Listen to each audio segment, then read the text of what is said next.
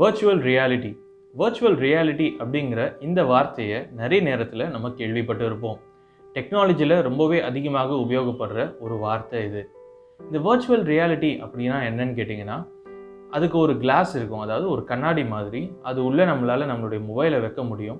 நம்மளோட மொபைல் ஃபோனை வச்சு அதில் வர்ச்சுவல் ரியாலிட்டி வீடியோஸ் ஓடும். ஃபார் எக்ஸாம்பிள், இங்கே இந்தியாவில் நம்மளோட வீட்டில் நம்மளுடைய பெட்ரூமில் நம்ம உட்காந்துக்கிட்டு அந்த கண்ணாடியை மாட்டிக்கிட்டு இருப்போம். ஆனால் அமெரிக்காவில் பிரதமர்னுடைய மாளிகை இருக்கு இல்லையா, அமெரிக்க அதிபர்னுடைய மாளிகை ஒயிட் ஹவுஸ் உள்ள நம்ம நின்றுக்கிட்டு இருக்கிற மாதிரி அந்த கிளாஸில் ஒரு வீடியோ ஓடும். சுற்றி பார்ப்போம், 360 டிகிரி சொல்லுவாங்க இல்லையா, 360 டிகிரிஸும் நம்ம சுற்றி பார்ப்போம். மேலே பார்த்தா அந்த ஒயிட் ஹவுஸ்னுடைய சீலிங்கை நம்ம பார்க்குற மாதிரி இருக்கும். கீழே பார்த்தா ஒயிட் ஹவுஸ்னுடைய தரையை பார்க்குற மாதிரி இருக்கும். திரும்பி பார்ப்போம், ஒவ்வொருவா நம்ம பக்கத்தில் நின்றுட்டு இருக்க மாதிரி இருக்கும். இப்போது ட்ரம்ப் நம்ம பக்கத்தில் நின்றுட்டு இருக்க மாதிரி இருக்கும். அவர் கை கொடுக்கும்போது நம்மளும் கையை இப்படி நீட்டினா அவர் கை கிட்ட நம்மளுடைய கை போகும். இப்படி நம்ம போகாத ஒரு உலகத்தை நம்மளுடைய கண்களுக்கு நேரில் கண்களுக்கு முன்பாக ரொம்பவும் என்ன சொல்கிறது, நிஜமான ஒரு உலகம் போல் காண்பிக்கக்கூடியதுக்கு பேர் தான் இந்த வர்ச்சுவல் ரியாலிட்டி அப்படின்னு சொல்லுவாங்க. சரி, இன்றைக்கு நம்மளுடைய வீடியோக்கும் இதுக்கும் நிறையவே சம்பந்தம் இருக்குது அப்படின்னு சொல்லலாம். வர்ச்சுவல் ரியாலிட்டிக்கும் நம்மளோட வீடியோக்கும் கிடையாது. செய்யப்படாத ஒரு விஷயம் ஆனால் செஞ்சுருக்காங்க. ஃபார் எக்ஸாம்பிள், நான் இந்த தலைப்பில் போட்டிருக்கிற மாதிரியே இந்தியாவுக்கு வரவே இல்லை, ஆனால் இந்தியாவில் ஊழியம் பண்ணி அநேகரை ஆண்டவருக்கு என்று சுதந்திரத்தை கொண்ட ஒரு மிஷினரி குறித்து தான் நம்ம இன்றைக்கி பேச போகிறோம். எங்கேயோ ஒரு நாட்டில் உட்காந்துக்கிட்டு இந்தியாவில் ஆண்டவராகிய இயேசு கிறிஸ்துவினுடைய சுவிசேஷத்தை வித்தியாசமான நிலைமையில் சொல்லியிருக்காங்க. எங்கேயோ ஒரு இடத்துல உட்காந்துக்கிட்டு இந்தியாவில் அநேகரை ரட்சிப்புக்குள்ளாக வழிநடத்தியிருக்காங்க. ஏதோ ஒரு இடத்துல இருந்துக்கிட்டு இந்தியாவில் அவங்க ஊழியம் பண்ணியிருக்காங்க. யார் அதை செஞ்சது, அவங்களுடைய ஊழியம் என்ன, எப்படி அதை செஞ்சாங்க, அவங்க அப்படி செஞ்சதுக்கான காரணம் என்ன அப்படிங்கிறது தான் இன்றைக்கான வீடியோக்குள்ளே நம்ம பார்க்க போகிறோம். கர்த்தருடைய நாமம் மகிமைப்படுவதாக. மறுபடியும் ஒரு மிஷனுடைய வாழ்க்கையோடு கூட சேர்ந்து உங்கள் எல்லாரையும் இந்த வீடியோவில் சந்திக்கிறதுல எனக்கு ரொம்பவே மகிழ்ச்சி. வாங்க இன்றைக்கான வீடியோக்குள்ளே போகலாம்.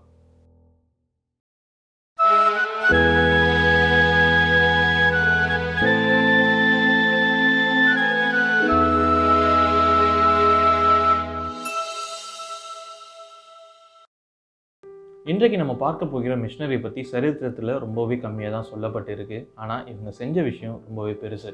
நம்ம பாளையங்கோட்டை சைடில் போனோம் அப்படின்னா அங்கே நம்ம எங்கே பார்த்தாலும் ஒரு விதமான பலகையை பார்க்கலாம், ஒரு சைன் போர்டை நம்ம பார்க்கலாம்.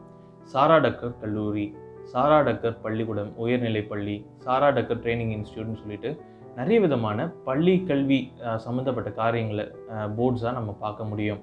இந்த சாரா டக்கர் என்று சொல்லக்கூடியவர்கள் இங்கிலாந்து தேசத்தில் பிறந்தவங்க. அவங்க பிறந்த நாள் முதற்கொண்டு அவங்களுடைய கால் ரொம்ப ஊனமாகவே காணப்பட்டுச்சு. அவங்களுடைய கால் ஊனமாக இருந்த காரணத்தினால அவங்களால ஆப்வியஸ்லி எங்கேயுமே நடந்து போக முடியாது. ஒரு வீல் சேரில் உட்காந்துக்கிட்டு மட்டும்தான் இருக்க முடியும். நம்ம இந்த நாட்களில் பார்க்குற மாதிரி வீல் சேர்ஸ் ஒன்றும் ரொம்ப மாடர்னாலாம் இருக்காது. ரொம்பவே பேசிக்கான ஒரு வீல் சேர் தான். ஸோ அதில் மேக்ஸிமம் அவங்களால செய்ய முடிஞ்சது என்ன அப்படின்னா, வீட்டுக்குள்ளே சுற்ற முடியும். வாரம் ஆச்சுன்னா சபையினுடைய ஆராதனையில் போயிட்டு பங்கேற்க முடியும். ஒரு முறை அவங்களுடைய சபையினுடைய ஆராதனையில் அவங்க பங்கேற்ற போது தென்னிந்தியாவிலேருந்து சவுத் இந்தியாவில் இருந்து ஒரு மிஷினரி அவங்களுடைய சபையை மீட் பண்ணுறாங்க. ஸோ அங்கே அவங்க சொன்ன காரியம் என்னன்னு கேட்டிங்கன்னா, அவங்க இருக்கக்கூடிய திருநெல்வேலி பாளையங்கோட்டை என்று சொல்லக்கூடிய அந்த இடத்துல இருக்கக்கூடிய மக்களினுடைய நிலைமையை அவங்க எடுத்து சொல்ல ஆரம்பிக்கிறாங்க. ரொம்பவும் கண்ணீரோடு கூட அவங்க சொன்ன வார்த்தைகள் என்ன அப்படின்னு கேட்டிங்கன்னா, அங்கே இருக்கக்கூடிய பிள்ளைகளுக்கு படிப்பறிவே கிடையாது, அவங்களால பள்ளிக்கூடத்துக்கு போய் படிக்க முடியல, சிறு வயதிலிருந்தே அவங்கள வேலைக்கு அனுப்ப ஆரம்பிக்கிறாங்க. அது மட்டும் கிடையாது, குறிப்பாக சின்ன பெண் பிள்ளைகள் எல்லாரும் இருக்காங்க அப்படிங்கிற பட்சத்தில் அவங்க எல்லாரையும் கொண்டு போயிட்டு கோவில்களில் அடைச்சி வச்சிடுறாங்க. அதாவது விபச்சாரிகளாக அவங்கள அடைச்சி வச்சிடுறாங்க. ஸோ வரக்கூடியவர்கள் எல்லாருமே அந்த பெண் பிள்ளைகளை தவறான நிலைமையில் பயன்படுத்தி கொள்கிறாங்க. அவங்களுக்குன்னு விடுதலை எதுவுமே கிடையாது. அதே நேரத்தில் அவங்களுக்கு பண தேவைகள்லாம் அதிகமாக இருக்கிறதுனால அவங்க எல்லாரையும் வேலைக்கு அனுப்பிடுறாங்க. ஸோ சுத்தமாக பேசிக்கான படிப்பறிவு கூட இல்லாதவர்களாக, வாழ்க்கையில் ஒரு ஒளி இல்லாதவர்களாக, இல்லைன்னா இப்படி தான் வாழணும் அப்படிங்கிற ஒரு ஸ்டாண்டர்ட் நம்ம வச்சுருக்கோம் இல்லையா, அதெல்லாம் எதுவுமே தெரியாதவர்களாக ரொம்பவும் பட்டிக்காட்டு ஜனங்கள்னு சொல்லுவாங்களே, கிட்டத்தட்ட அந்த மாதிரியான நிலைமையில தான் அங்கே இருக்கிறவர்கள் எல்லாருமே இருக்காங்க அப்படின்னு சொல்லிட்டு ரொம்பவும் கண்ணீர் மல்க நம்மளுடைய அந்த சாரா டக்கர் செல்லக்கூடிய அந்த ஆலயத்தில் அவங்க பேசிகிட்டு இருக்காங்க. இதை கேட்டுக்கொண்டு இருந்த சாரா டக்கர்னுடைய கண்கள்லேருந்து ரொம்பவே அதிகமாக தண்ணீர் போடப்பட்டு வர ஆரம்பிச்சது. அவங்க கண்ணீர் விட்டு அழ ஆரம்பித்தாங்க. இங்கே இருக்கக்கூடிய இந்த பாளையங்கோட்டை என்று சொல்லக்கூடிய இந்த இடத்துக்காக அவங்க ரொம்பவே அழ ஆரம்பித்தாங்க. அவங்களுடைய கண்களில் கண்ணீர் வந்ததுக்கான காரணம் என்னென்னா, இங்கே வந்து அவங்க ஊழியம் பண்ணணும், இந்த எல்லா பிள்ளைகளுக்கும் கல்வி அறிவை கொடுக்கணும் அப்படின்னு சொல்லிட்டு அவங்களுக்கு விருப்பம் இருந்துச்சு. ஆனால் அவங்களால அதை செய்ய முடியாத நிலைமையில் அவங்க காணப்பட்டாங்க. அவங்களுடைய கால்கள் முடமான காரணத்தினால அவங்களால அதை செய்ய முடியல. அவங்க ஜெபம் பண்ணுறாங்க ஆண்டவர்கிட்ட. என்னென்னா, அவங்க வீட்டுக்கு வராங்க. வீட்டுக்கு வந்துட்டு அவங்க ஜெபம் பண்ணுறாங்க. வெறும் 20 வயது மட்டுமே நிரம்பிய நம்மளுடைய சாரா டக்கர் அவர்கள் ஆண்டவர்கிட்ட ஏறெடுத்த வார்த்தைகள் என்னென்னா, ஆண்டவரே, எனக்கு பாளையங்கோட்டை போகணும் போல இருக்குது. இந்தியாவில் இருக்கக்கூடிய திருநெல்வேலியில் போய் பாளையங்கோட்டை என்று சொல்லக்கூடிய அந்த இடத்துக்கு போய் ஒரு தெருவுலேயும் ஒரு வீதியிலையும் அங்கே இருக்கக்கூடிய ஒவ்வொரு வீட்டினுடைய கதவாக தட்டி அங்கே இருக்கக்கூடிய பிள்ளைகளை நீங்கள் படிக்க அனுப்புங்கன்னு சொல்லிட்டு கெஞ்சனம் போல் இருக்குது. ஒவ்வொருடைய காலையும் விழுந்து கெஞ்சனம் போல் இருக்குது. ஆனால் என்னால் முடியலையே, இந்த காரியங்களை என்னால் செய்ய முடியலையே அப்படின்னு சொல்லிட்டு அவங்க ரொம்பவே மனசு வருத்தப்பட ஆரம்பிக்கிறாங்க. அப்போ தான் அவங்களுடைய மனசில் ஒரு விதமான யோசனை வருது. அவங்க என்ன செய்ய ஆரம்பிக்கிறாங்கன்னா, பணத்தை கலெக்ட் பண்ணுறதுக்கு அவங்க ஆரம்பிக்கிறாங்க. அவங்களுடைய பிறந்தநாள் விழாவில் அவங்கள பார்க்கும்படியாக, அவங்கள வாழ்த்தும்படியாக வந்த ஒரு இடத்துல கூட அவங்க எந்த ஒரு பரிசையும் வாங்கலை. அதுக்கு பதிலாக அது எல்லாவற்றையும் காசாக அவங்க வாங்கி கொண்டாங்க. அது மட்டும் கிடையாது, 2 துணிகளுக்கு மேலே, 2 ஆடைகளுக்கு மேலே அவங்க போட மாட்டாங்களாம். அதுக்கு மேற்கொண்டு வரக்கூடிய எல்லா பணத்தையும் இந்த காரியங்களுக்காக அவங்க சேர்த்து வைக்க ஆரம்பித்தாங்க. பணம் ஓரளவு சேர்ந்த பிறகு இந்த தென்னிந்தியாவிலிருந்து வந்தாங்கன்னு சொன்னேன் இல்லையா, ஒரு மிஷினரி. ஸோ அவங்கள காண்டாக்ட் பண்ணி அவங்களுக்கு இந்த பணம் எல்லாவற்றையும் அவங்க அனுப்பி வச்சாங்க. ஸோ அதை வாங்கி கொண்டு அந்த தென்னிந்திய மிஷினரி அதே பாளையங்கோட்டையில் கல்லூரிகளும் பள்ளிக்கூடங்களும் நம்மளுடைய சாரா டக்கர்னுடைய பெயர்லேயே அவங்க கட்ட ஆரம்பிக்கிறாங்க. கிட்டத்தட்ட 4000க்கும் அதிகமான பிள்ளைகள் இன்று படிக்கக்கூடிய நிலைமையில் அந்த பள்ளிகளும் கல்லூரிகளும் வளர்ந்த நிலையில் இன்றைக்கும் காணப்படுது.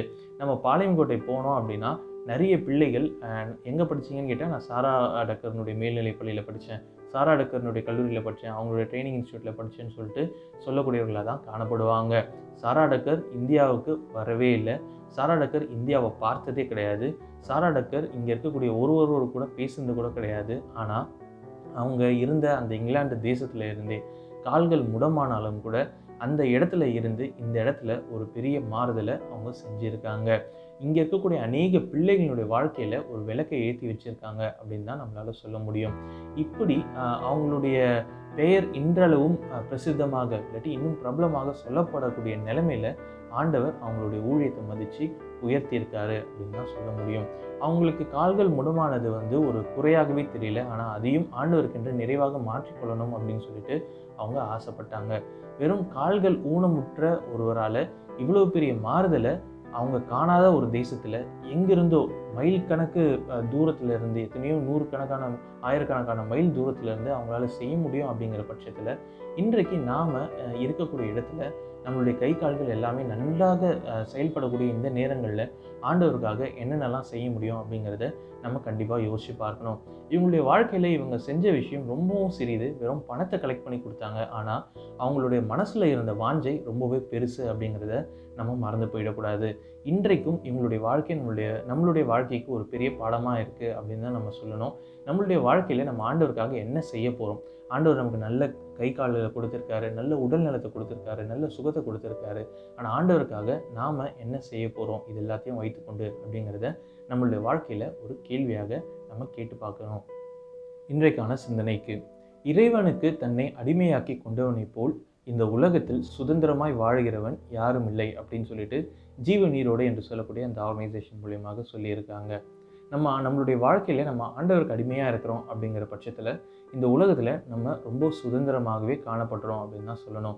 இந்த உலகத்தில் நமக்கு ஏற்படக்கூடிய கஷ்டங்கள், துன்பங்கள், நமக்கு வரக்கூடிய எல்லா விதமான இன்னல்கள், பிரச்சனைகள் எல்லாவற்றிலிருந்தும் நம்ம சுதந்திரமாக வாழக்கூடியவர்களாக நம்ம காணப்படுவோம். எப்போனா ஆண்டவருக்கு நம்ம அடிமையாக்கி கொள்ளும் பொழுது.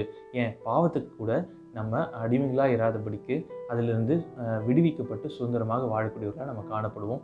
இது எல்லாமே ஆண்டவருக்கு நம்மளே அடிமையாக்கி கொள்ளும் பொழுது தான் அப்படின்னு சொல்லிட்டு அந்த அர்த்தத்தோடு கூட இந்த வாக்கியங்களை அவங்க சொல்லியிருக்காங்க.